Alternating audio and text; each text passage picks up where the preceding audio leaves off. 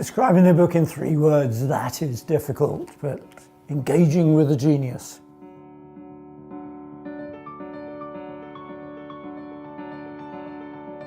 What got me going on Leonardo? Initially I avoided him. I'd studied natural sciences at Cambridge and did postgraduate art history, and he looked big and difficult. And I thought, either you do this person properly or you not do him at all. And by chance I was asked to make a television program by a young TV producer who was being trained. And somehow or other I got asked if I would help him, which I did. And I started looking at Leonardo and I thought, I can make some inroads into him.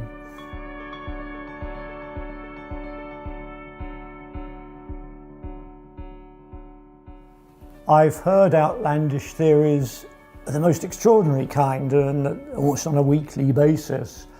One of the best or worst ones was that if you look carefully at Mona Lisa, inside you will see Persian script hidden in the Mona Lisa, and it's telling the prophecies of Nostradamus.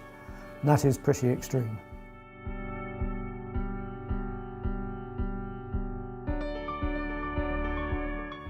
I'm not sure I have a favourite encounter with the Leonardo Luni. You try to avoid them, but no, I'm sent some very extraordinary objects saying they're by Leonardo. I think the most remarkable was a French 18th century engraving of a Leonardo, a domestic scene, absolutely not a Renaissance thing. And this person insisted it was by Leonardo. And I said, this is an 18th century engraving, actually by a German artist who worked in France. And that didn't deter them. And they said, oh, well, Leonardo was a genius, so he invented a painting technique that looked like 18th century engravings 2 centuries before before the 18th century, and you can't argue with that.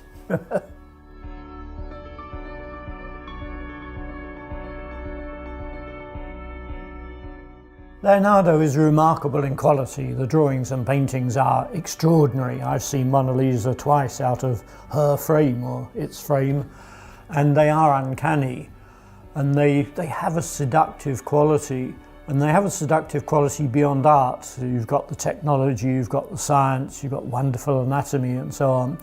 And there's so much you can understand about Leonardo, but at the end of the day he's elusive. So you're always sort of feeling further to try to get some sense of as to who he is. So this amazing amount of stuff in Leonardo which everybody can relate to in different ways, but at the same time there is a mystery, there is a privacy to Leonardo which draws people in.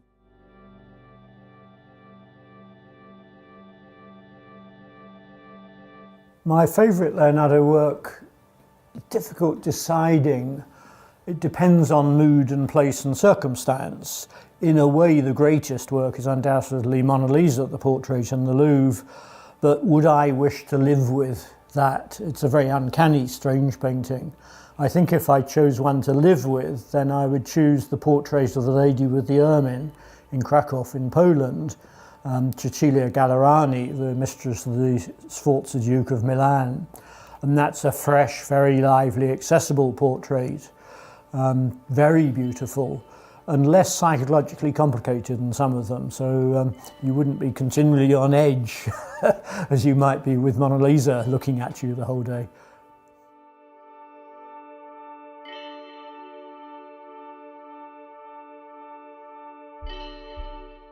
Leonardo was of a generation of artists, including Raphael and Michelangelo, who liked fame.